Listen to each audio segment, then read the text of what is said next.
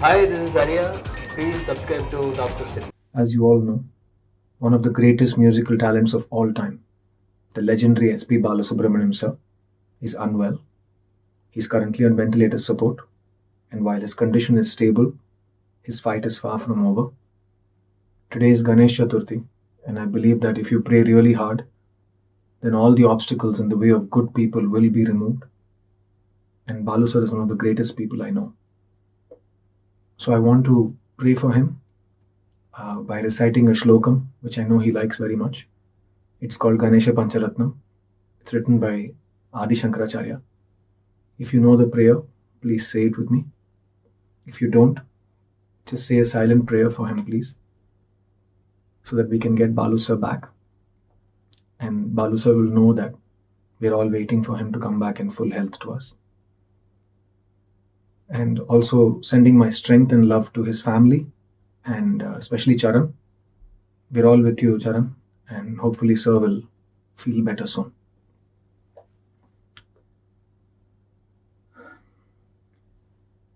मुदाकरातमोदकं सदा विमुक्तिसाधकं कलाधरावतं सखं विलासिलोकरक्षकम् अनायकैकनायकं विनाशिते बदैत्यकं नताशुभाशुनाशकं नमामि तं विनायकम् न तेतरातिभीषणं नवोदितार्कभाषणं न मत्सुरारिनिर्झरं न तार्जिकापदुर्धरं सुरेश्वरं निधीश्वरं गजेश्वरं गणेश्वरं महेश्वरं तमाश्रये परात्परं निरन्तरम् समस्तलोकशङ्करं निरस्तदैत्यकुञ्जरं दरेदरोदरं वरं वरे भवक्त्रमक्षरं कृपाकरं क्षमाकरं मुदाकरं यशस्करं मनस्करं नमस्कृतां नमस्करोमि भास्वरम् अकिञ्चनार्तिमार्जनं चिरन्तनोक्तिभाजनं पुरारिपूर्वनन्दनं सुरारिगर्वचर्वनं प्रपञ्चनाशभीषणं धनञ्जयादिभूषणं कपोलदानवारणं भजे पुराणवारणम् नितान्तकान्तदन्तकान्तिमन्तकान्तकात्मजम् अचिन्त्यरूपमन्तहीनमन्तराय कृन्तनम् हृदन्तरे निरन्तरं वसन्तमेव योगिना तमेकदन्तमेकमेव चिन्तयामि सन्तनम्.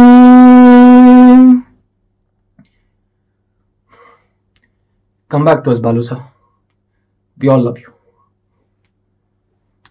As you all know, one of the greatest musical talents of all time, the legendary S.P. Balasubramaniam sir, is unwell. He's currently on ventilator support, and while his condition is stable, his fight is far from over. Today is Ganesh Chaturthi, and I believe that if you pray really hard, then all the obstacles in the way of good people will be removed. And Balu sir is one of the greatest people I know. So I want to pray for him by reciting a shlokam, which I know he likes very much. It's called Ganesha Pancharatnam. It's written by Adi Shankaracharya. If you know the prayer, please say it with me. If you don't, just say a silent prayer for him, please, so that we can get Balu sir back. And Balu sir will know that we're all waiting for him to come back in full health to us. And also sending my strength and love to his family, and especially Charan. We're all with you, Charan, and hopefully sir will feel better soon.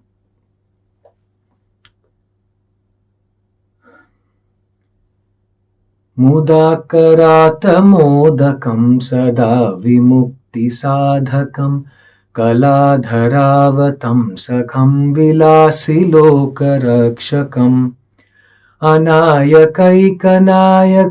विनाशिते बदैत्यकं नताशुभाशुनाशकं Namami तं विनायकम् न ते तरातिभीषणं नवोदितार्कभाषणं न मत्सुरारिनिर्झरं न तार्जिकापदुर्धरं सुरेश्वरं निधीश्वरं गजेश्वरं गणेश्वरं महेश्वरं तमाश्रये परात्परं निरन्तरम् समस्तलोकशङ्करं निरस्तदैत्यकुञ्जरं दरे दरोदरं वरं वरे भवक्त्रमक्षरम् कृपाकरं क्षमाकरं मुदाकरं यशस्करं मनस्करं नमस्कृतां नमस्करोमि भास्वरम्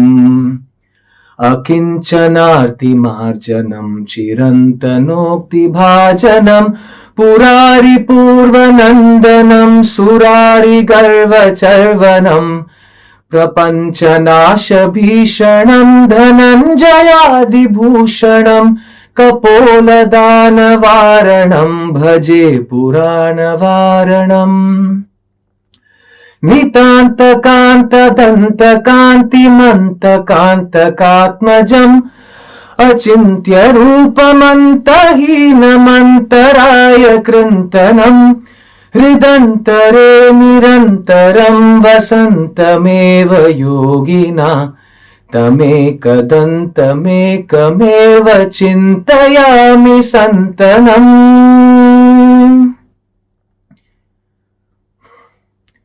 Come back to us, Balusa. We all love you. As you all know, one of the greatest musical talents of all time, the legendary S.P. Balasubramaniam sir, is unwell. He's currently on ventilator support, and while his condition is stable, his fight is far from over. Today is Ganesh Chaturthi, and I believe that if you pray really hard, then all the obstacles in the way of good people will be removed. And Balu sir is one of the greatest people I know. So I want to pray for him by reciting a shlokam, which I know he likes very much. It's called Ganesha Pancharatnam. It's written by Adi Shankaracharya. If you know the prayer, please say it with me. If you don't, just say a silent prayer for him, please, so that we can get Balu sir back. And Balu sir will know that we're all waiting for him to come back in full health to us. And also sending my strength and love to his family, and especially Charan. We're all with you, Charan, and hopefully sir will feel better soon.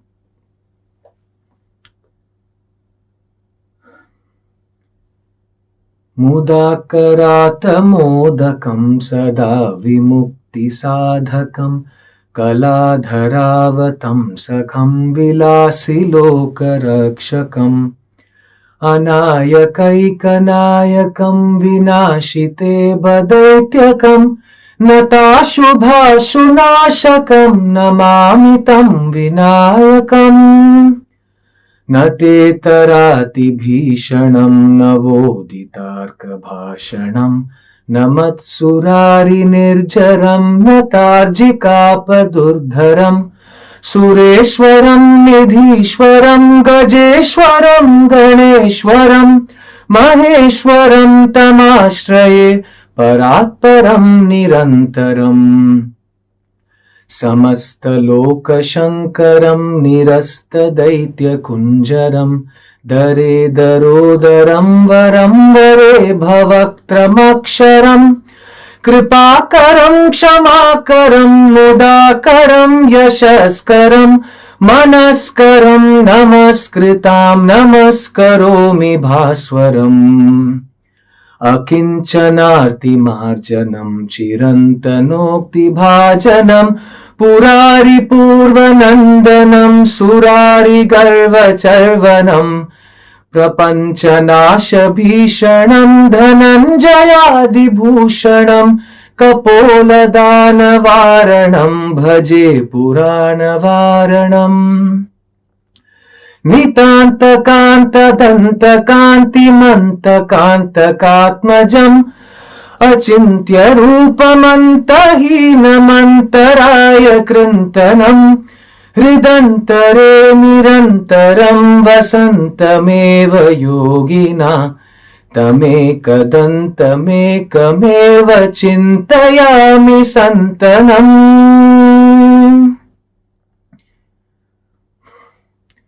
Come back to us, Balu sir. We all love you.